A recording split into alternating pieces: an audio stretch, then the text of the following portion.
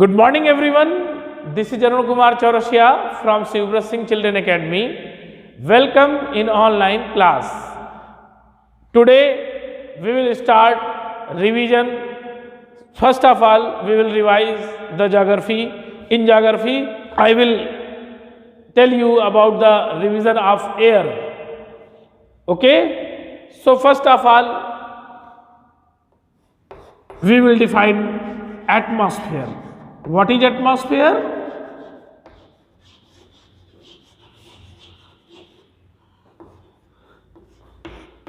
The thick blanket of air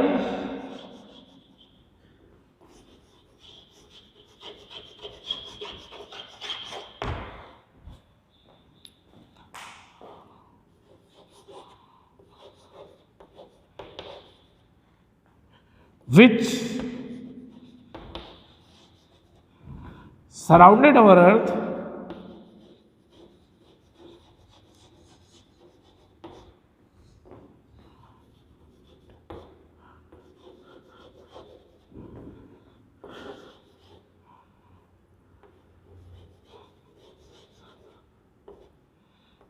is known as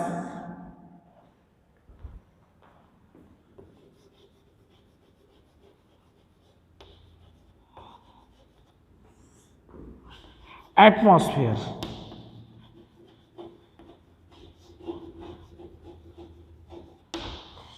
मतलब हमारी पृथ्वी के चारों तरफ पाए जाने वाली हवा की एक मोटी परत को हम लोग वायुमंडल के नाम से जानते हैं। Okay, and all living beings on the earth depend on the atmosphere for their survival. मतलब पृथ्वी के सभी जीव अपने जीवन के लिए जो है हवा पर आश्रित रहते हैं, ठीक है ना। मतलब उनको जीने के लिए जो है सांस लेना जरूरी है और सांस लेने के लिए जो है एटमॉस्फेयर की ज़रूरत होती है, ठीक है। तो इस तरह से सभी जीवों को जीने के लिए जो है वायुमंडल की आवश्यकता है, ठीक है। It provide us the breath, ये हमें जो है मतलब जीवनदायी वायु यानी कि प्राणदायिनी वायु जो है उपलब्ध कराती है। And protect us from harmful effect, और जो है हमें साथ साथ अन्य हानिकारक प्रभावों से बचाती है। Okay, then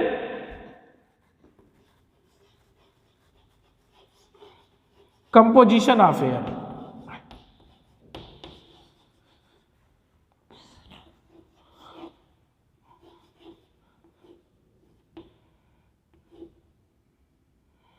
composition of atmosphere, sorry.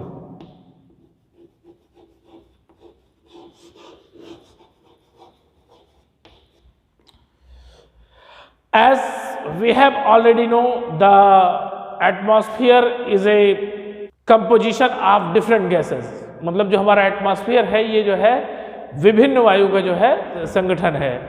Nitrogen and oxygen are two important gases which make up the bulk of the atmosphere. मतलब हमारे एटमॉस्फेयर को जो सबसे अधिक भाग बनाती है वो कौन सी गैसें बनाती हैं? वो बनाती हैं nitrogen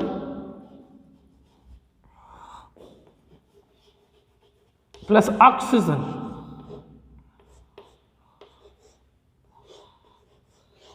As you have already know, the nitrogen is available in atmosphere 78% and 21% oxygen is available in atmosphere। Okay, then carbon dioxide, helium, argon, neon, ozone are founded in laser quantity. इसके बाद जो है बाकी अन्य जो गैसें हैं जैसे carbon dioxide, helium, argon, ozone, ये सब बहुत थोड़ी मात्रा में एटमॉस्फेयर में पाई जाती हैं। Apart from these gases tiny dust particles are also present in atmosphere. मतलब कि जो है इस वायुमंडल में इन सभी गैसों के अलावा छोटे छोटे धूल के कण भी जो है उपस्थित है। Okay, structure of atmosphere.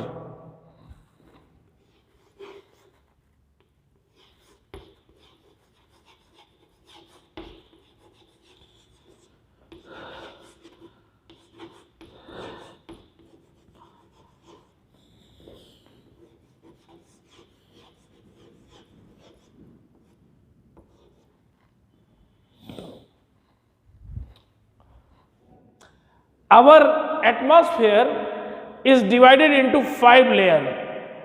Starting from the earth surface, these are troposphere, stratosphere, mesosphere, thermosphere and exosphere. मतलब कि वायुमंडल में पृथ्वी के निचली सतह से जो है वायुमंडल जो है 5 परतों से मिलकर बना हुआ है, जिसमें सबसे निचली जो लेयर है उसको बोलते हैं ट्रोपोस्फेयर। देन सेकंड लेयर जिसको हम स्ट्रेटोस्फेयर बोलते हैं, स्ट्रेटोस्फेयर में ही बेटा ओजोन लेयर भी इंक्लूड है। देन मीजोस्फेयर होता है, मीजोस्फेयर बेटा जो है एटमॉस्फेयर की जो है सबसे कोल्डेस्ट जो है लेयर है, ठीक है। देन जो है थर्मोस्फेयर रहता है एंड एट लास्ट मतलब सबसे ऊपर जो है एक्सोस्फेयर पाया जाता है। Okay, let's write the name of these layers. First troposphere,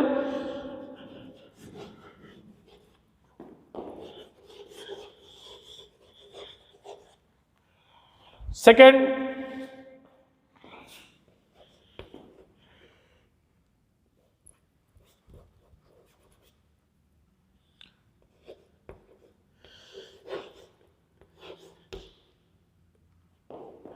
stratosphere,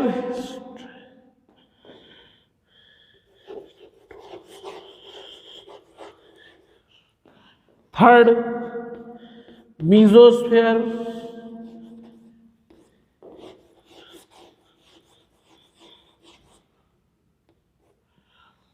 fourth thermosphere,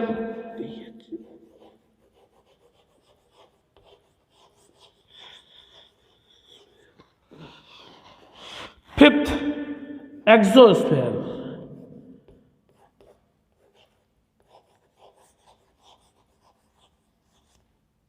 okay, so let's discuss about these layer briefly. First, troposphere. The troposphere is the most important layer of the atmosphere. Its average height is 13 km.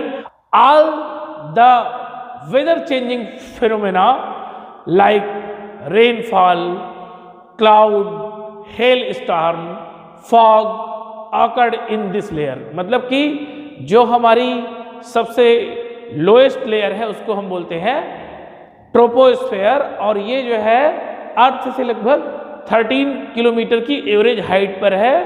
और इसमें जो है मतलब विभिन्न तरह के जो है वेदर चेंजिंग की कंडीशन पाई जाती है। जैसे या इसमें जो है हेल स्टार मतलब कि ओले की भी वर्षा यहीं से होती है, साथ साथ यहाँ पे फाग कोहरा भी पाया जाता है, और साथ साथ जो बारिश की घटनाएं होती हैं ये सब भी जो है ट्रोपोस्फेयर के जरिए ही होती हैं। Then second is stratosphere.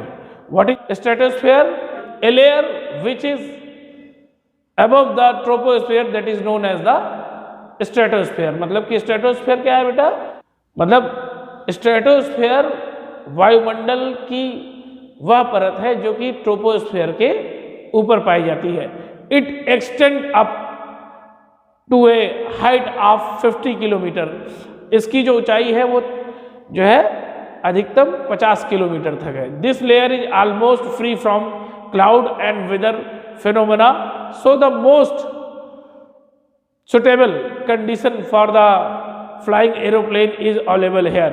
मतलब कि यहाँ जो स्ट्रेटोस्फेयर है यहाँ पर जो है जो लेयर होती है बेटा वो पूरी तरह से क्लाउड से फ्री होती है, और यहाँ पर किसी तरह का जो है वेदर चेंजिंग फेनोमेना काम नहीं करता। मतलब यहाँ पर कोई भी मौसम परिवर्तन नहीं होता, एक समान तापमान बना रहता है। So it provide the suitable condition for the flying aeroplane. इसलिए यह जो है वायुयान के उड़ने के लिए एक उचित कंडीशन प्रस्तुत करता है, ठीक है। Then here one other important feature of the atmosphere is that it contain a layer of ozone gas। मतलब कि जो स्ट्रेटोस्फेयर है इसका एक प्रमुख लक्षण भी है कि इसमें जो है बेटा ओजोन लेयर भी पाई जाती है। Okay, we have already know how its protect us from ultraviolet rays. हम इसके बारे में पहले ही जान चुके हैं कि हमें जो है किस तरह से ओजोन लेयर जो है अल्ट्रावायलेट रेज से बचाती है। Then mesosphere, this is the third layer of atmosphere. यह जो है वायुमंडल की तीसरी परत है। मतलब पहली कौन सी थी? पहली जो लेयर थी वो थी ट्रोपोस्फेयर, दूसरी थी स्ट्रेटोस्फेयर, थर्ड है mesosphere. It lies above the stratosphere, it extend up the height of 80 kilometre. मतलब ये जो है स्ट्रेटोस्फेयर के ऊपर पाई जाती है और इसकी जो अधिकतम ऊंचाई है वो जो है 80 किलोमीटर है। Okay, meteorites burn in this layer on entering from the space.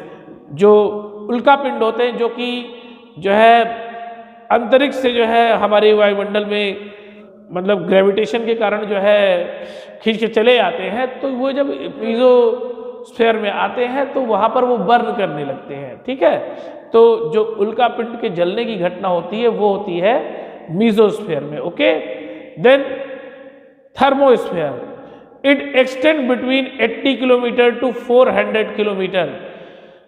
Okay, जो हमारी थर्मोस्फेयर है जो कि जो है मीजोस्फेयर के ऊपर है, इसका जो विस्तार है वो जो है 80 किलोमीटर से लेके 400 किलोमीटर तक है। Ionosphere is a part of this layer. आयन मंडल इस परत का एक प्रमुख भाग है। This layer help in radio transmitted, in fact radio waves transmitted from the earth are reflected back on the earth by this layer. मतलब कि जो है जो रेडियो तरंगे होती जो कि पृथ्वी से जो है परावर्तित होकर जो है वायुमंडल की ओर जाती है, उनको जो है जो थर्मोस्फेयर होता है वो अपनी परत से जो है परावर्तित करके फिर जो है पृथ्वी पर भेजने का कार्य करता है। ठीक है, then the exosphere, the upper most layer of the atmosphere is known as exosphere. जो सबसे ऊंची या सबसे ऊपर की परत जो वायुमंडल की पाई जाती है उसको हम एक्सोस्फेयर कहते हैं। The layer has very thin air. यहाँ पर जो है हवाएं बहुत पतली होती हैं। And light gases like helium and hydrogen float in the space from here. और जो वायुमंडल की सबसे हल्की गैसें हैं जैसे हीलियम और हाइड्रोजन, ये सब जो है यहाँ पर हवा में तैरती है। ओके, मतलब वायुमंडल की जो दिन प्रतिदिन की दशाएं होती हैं बेटा, यह कहलाती हैं वेदर, इसको बोलते हैं मौसम। Climate, the average weather condition of a place for a long time period represent climate of a place. मतलब कि जो क्लाइमेट होता है बेटा वो जो है एक लंबे समय तक जो मौसम की जो एवरेज कंडीशन होती है उसको हम क्लाइमेट के रूप में जानते हैं। और जो है जब मतलब कि जैसे कि हम लोग देखिए कि जो है मतलब डे बाय डे का जो हमारा डे बाय डे की हमारी जो एटमॉस्फेयर कंडीशन है इसको हम बोलते हैं जो है वेदर। और वेदर जब बेटा वेदर की कंडीशन को लगातार 1, 2, 3 महीने में उसका एक एवरेज निकाला जाता है, तो वो जो एवरेज कंडीशन आती है उसको हम लोग जो है बेटा क्लाइमेट के नाम से जानते हैं। Then temperature, the degree of hotness and coldness of the air is known as temperature. मतलब कि तापमान किसे कहते हैं? मतलब वायु के गर्म होने और ठंडे होने की जो दशा डिग्री में दर्शाई जाती है, मतलब कि जो उसको डिग्री में जो है बेटा मेजर किया जाता है, that is known as temperature. ठीक है, then an important factor that influence the distribution of temperature is insolation. जो बेटा सबसे प्रमुख कारण है जो है पूरी पृथ्वी पर जो है तापमान के वितरण का, वो है इंसोलेशन। इंसोलेशन क्या होता है? The amount of insolation decreases from earth toward pole. Sorry, insolation क्या होता है?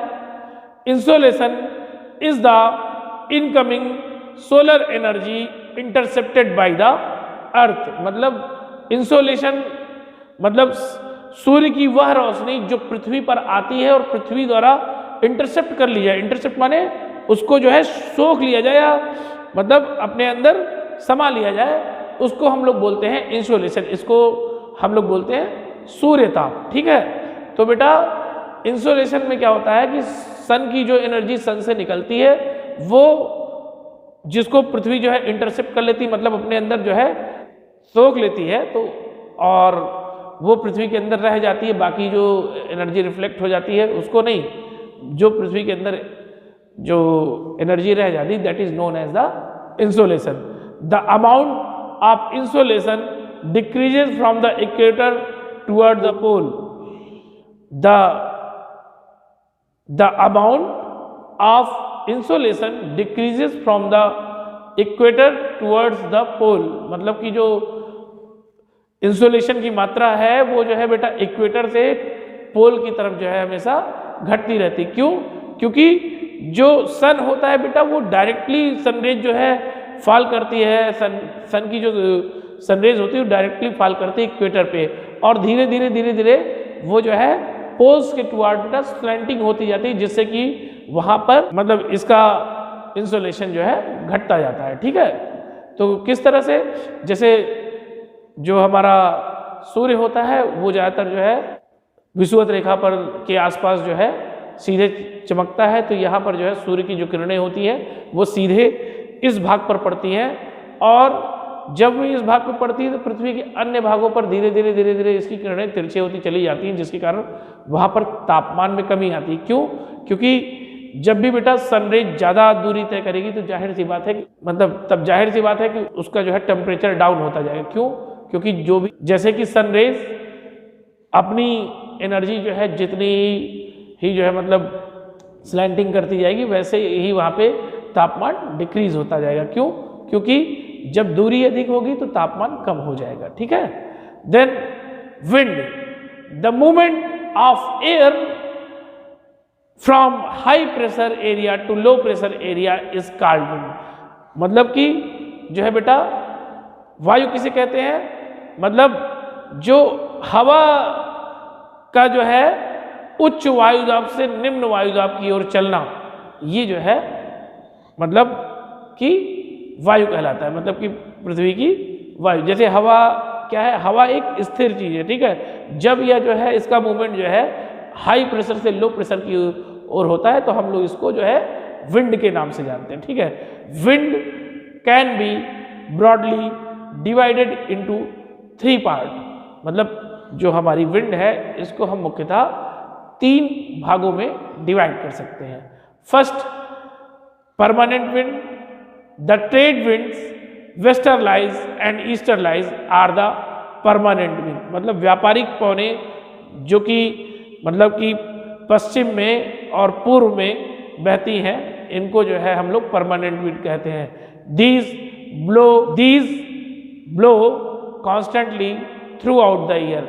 ये जो है साल भर जो है बहती रहती हैं। ठीक है, then second, seasonal wind, these winds can change their direction in different season, for example monsoon winds। मतलब जो है ये जो हवाएं होती है ये जो है मौसम परिवर्तन के साथ साथ अपनी दिशाओं को बदलती जाती हैं, इनको हम लोग बोलते हैं जो है सीजनल विंड, क्योंकि ये सीजन के हिसाब से चेंज होती जाती है। ठीक है, like the monsoon in India, जैसे कि भारत में आने वाली मानसूनी हवाएं। Okay, then third, local wind, these winds blow during a particular period of the year in a small area.